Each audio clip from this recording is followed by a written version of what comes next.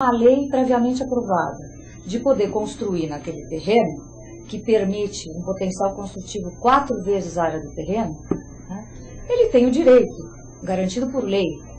Né? Essa lei está aprovada há 10 anos, mais de 10 anos, quer dizer, o direito está ali, a proposta de requalificação desse trecho da cidade a partir de uma lei específica, que é uma lei de operação urbana, está consagrada. Agora, ela justamente é o retrato dessa falta de planejamento que não consegue desenhar a requalificação urbana, a requalificação do espaço público, predominantemente. Ela enxerga modelos de contrapartida, né? O que eu acho que é positivo nisso? Já nessa década passada, a gente tem até um pouco mais, se a gente for pegar a primeira operação urbana, que é de 1995, primeira lei da Operação Faria Lima, ela já trazia essa intenção de gerar juridicamente uma forma de poder se criar contrapartidas para poder ter uma arrecadação da sociedade civil em prol da requalificação urbana. Esse é o mote da lei. Na teoria ela é muito bacana, né? Perfeito. Então, o conceito está consagrado. consagrado. Eu queria fazer. No conceito, a operação urbana é ótima. Eu te dou o direito de construir mais, você me paga por isso, a minha prefeitura, né? Isso. E eu com esse dinheiro farei alguma coisa. A gente está vendo que realmente estão construindo mais. O que está sendo feito com esse dinheiro arrecadado? Está sendo positivo para a cidade? Essa é a pergunta que a gente quer fazer. Não, está sendo incipiente, né? O que, lamentavelmente, o que a gente tem como tradição desenvolvimentista, e eu acho que isso vem da década de 50, né, é que quanto mais estrutura viária, mais qualificadas são nossas cidades. Então vamos abrir ruas, vamos abrir avenidas e assim as cidades estão requalificadas. Estratégias urbanas. Como viabilizar... A gente acabou de rever aí um trecho da entrevista com a Adriana Levinsky, que é arquiteta e urbanista da Levinsky Arquitetos, com o tema Estratégias Urbanas, como viabilizar empreendimentos sustentáveis. E agora, a gente vai chamar um trecho da entrevista com a Vera Monteiro, da Sandfeld Advogados, que conversou aqui com a gente ao vivo no Banview sobre parcerias público-privadas. Seria a parceria público-privada uma saída para lidar com o desafio da infraestrutura brasileira? Foi também uma entrevista muito interessante, um bate-papo muito legal. A gente perguntou para ela o que são as PPPs, as chamadas PPPs, as parcerias público-privadas, e como funcionam, quais seriam os exemplos e as experiências do exterior, né, o que acontece lá fora, o que falta para o Brasil aproveitar melhor essa solução. Então eu vou pedir para o pessoal aí da ilha colocar essa entrevista e a gente vai rever também esse tema aí, mais esse tema que engloba aí a questão do desenvolvimento urbano. Que é o tema do programa de hoje, o seguinte olhar: parcerias público-privadas, seriam elas a saída para lidar com o desafio da infraestrutura brasileira? A gente tem um desafio aí, que nem eu falei, em várias áreas, né? A gente quer saber, explorando esse olhar da semana, o que são as PPPs e como elas funcionam, quais são os exemplos e as experiências do exterior, o que falta para o Brasil aproveitar melhor essa solução. E hoje a gente pegou aqui uma frase do empresário Igor Furniel, que é diretor-presidente da consultoria especializada Actuali. Diz o Igor Furniel: a opção pela PPP é uma alternativa bastante eficiente. O Estado tem a demanda, mas não tem dinheiro nem know-how. A empresa traz a experiência da gestão, construção e financiamento. É bom para os dois lados. Além disso, o valor final das obras talvez fosse maior se não tivesse uma empresa parceira explorando o negócio economicamente. Concorda? Discorda? Eu concordo, Gilberto. Eu acho que essa observação do Igor ela é totalmente correta. Porque a lógica da PPP, aliás, você como publicitário, você vai entender isso muito bem. PPP é um marketing, um nome.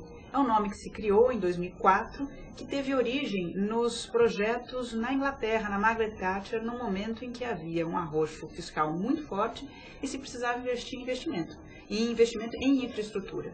E o que é que se fez naquele momento? Se criou um programa, então se deu um nome a esse programa, para permitir que houvesse a participação privada em negócios públicos e se criou um ambiente contratual adequado para que isso pudesse acontecer. O que o Igor está descrevendo nessa frase é exatamente isso.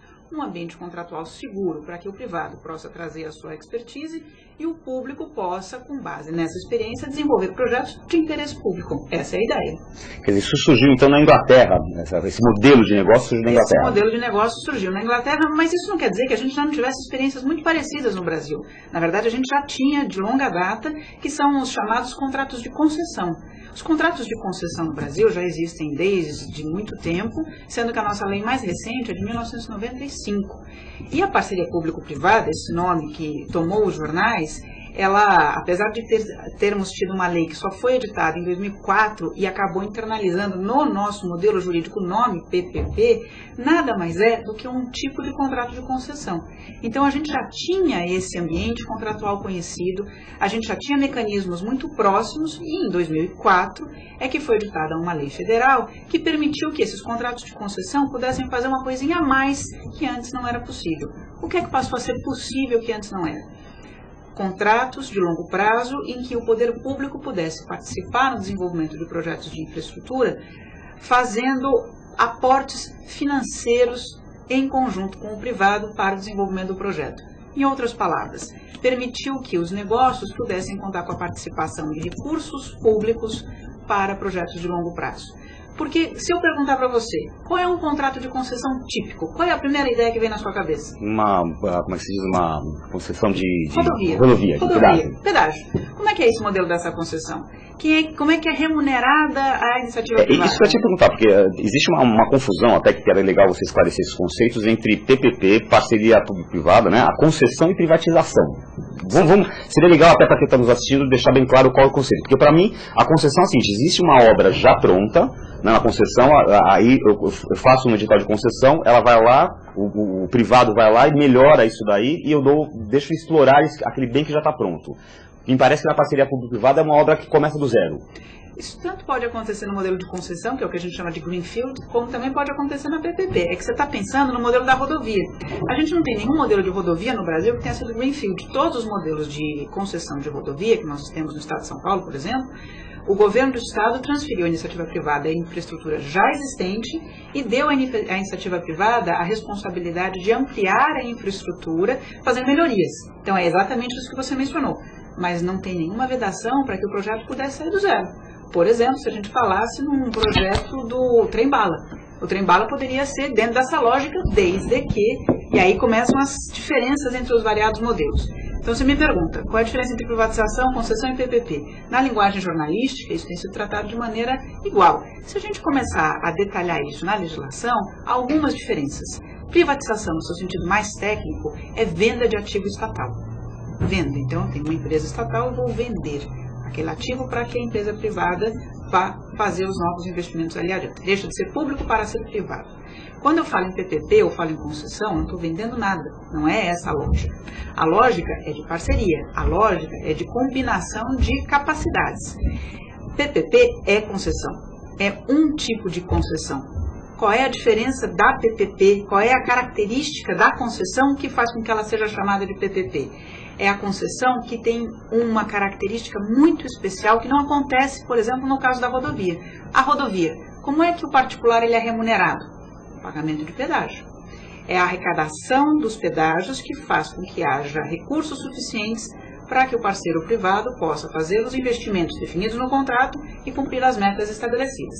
A PPP é um contrato de concessão em que a remuneração do privado ela não se dá exclusivamente por tarifa, como é o caso do pedágio. Seja porque, no modelo daquele negócio específico, eu não tenho como cobrar tarifa. Vou te dar um exemplo. Um projeto que envolva a construção e a operação de um presídio. Isso pode ser desenvolvido por um modelo de concessão. O que é um modelo de concessão? É um modelo no qual o parceiro privado vai fazer os investimentos necessários para criar a infraestrutura. Ela já poderia existir, poderia ser um presídio já existente que vai ser reformado. Ou construído do zero. Ou construído do zero. Vou melhorar a infraestrutura e diz lá o contrato, que o parceiro privado tem que disponibilizar 500 capacidades de receber presos naquela unidade, que deve ser uma unidade para presos de alta periculosidade, com tais e quais características, e define toda a forma de prestação desse serviço. Como é que vai ser a remuneração do privado, da infraestrutura construída e do serviço que vai ser prestado ao longo de 20, 30 anos? Que serviço? serviço de hotelaria, como é chamado. Então, todo o serviço relacionado... Apesar de parecer estranho chamar o serviço de hotelaria, mas é o nome correto. É o nome correto. Que é o serviço de hotelaria, serviço de lavanderia, serviço de quentinha, alimentação, serviço de saúde. Toda a infraestrutura necessária para a manutenção do preso dentro daquela infraestrutura vai ser provida por quem? Pelo concessionário. Nós não estamos falando aqui exclusivamente de uma obra. Porque se fosse uma obra, contrata a empreiteira, constrói o prédio conforme as características arquitetônicas, devolve ao poder público, e o poder público faz o quê? O poder público abre um monte de licitação para contratar os serviços de limpeza, serviços de saúde, serviços e assim por diante. O poder público passa a ser o gestor, depois da obra, de um N número de contratos. Na lógica da concessão, não. Eu contrato uma única pessoa e essa única pessoa vai fazer o quê? Vai fazer a obra e gerir os serviços. Como é que vai ser a remuneração? Dá para fazer pedágio? Dá para cobrar alguma coisa do preso, da família que está colocando o preso lá dentro? Não dá. Não, nesse caso, por exemplo, é o Estado mesmo que vai pagar. Então, o Estado paga pela qualidade do serviço prestado por preso que o Estado coloca dentro daquela unidade prisional. Isso é chamado, na nossa legislação, de um contrato de parceria público-privada. O nome técnico na nossa legislação para isso é concessão administrativa. É um modelo de concessão. E no nome PPP, na lei, ainda existe um outro modelo de concessão, para se somar aquele típico da rodovia, em que a remuneração é exclusivamente pelo usuário do serviço, no nosso exemplo, o pedágio. Então, falei da concessão comum, típica, tradicional, que a remuneração é por meio de pedágio. Falei da concessão administrativa, que a lei chamou de PPP, que é uma espécie de concessão em que a remuneração não tem pedágio. Por quê? Porque eu não tenho como naquele serviço estabelecer esse mecanismo direto entre o usuário que recebe o serviço e a forma de remuneração do parceiro privado. E por isso, então, é chamado de uma concessão administrativa. E a legislação criou ainda um terceiro modelo, que nada mais é do que a combinação dos dois. Um misto. É um misto. Eu lhe dou um exemplo. No setor de saneamento, isso tem acontecido já com alguma frequência. Alguma frequência, eu digo, uns 4 ou 5 projetos hoje no Brasil, em que é possível, e não precisamos nem ir tão longe, posso até falar da linha 4 do metrô de São Paulo. É um exemplo de concessão patrocinada. É o terceiro modelo de concessão, que a legislação também chama de PPP. E como é a linha 4 do metrô de São Paulo?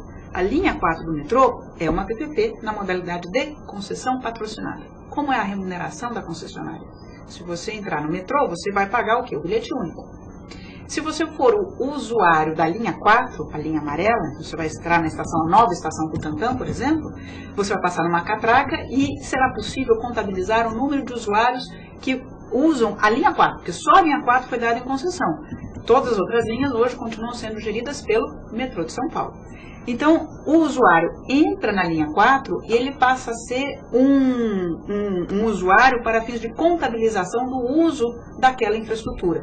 Então, a concessionária, ao final do mês, vai verificar quantos usuários ela transportou, parcela da arrecadação da bilheteria do metrô como um todo, que hoje já é mais complicado do que isso, porque a bilhete único envolve CPTM, MTU, envolve transporte coletivo urbano em geral, mas eu vou parcela da arrecadação, ela vai ser direcionada para a concessionária, conforme o número de usuários que está ali sendo transportado na linha 4.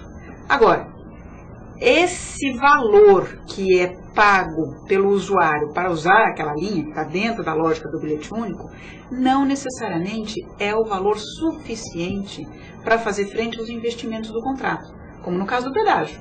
A lógica é, o que vem do pedágio é o suficiente para os investimentos previstos. No caso da concessão patrocinada, que é o caso da linha 4, eu não poderia estabelecer um valor de uma tarifa diferente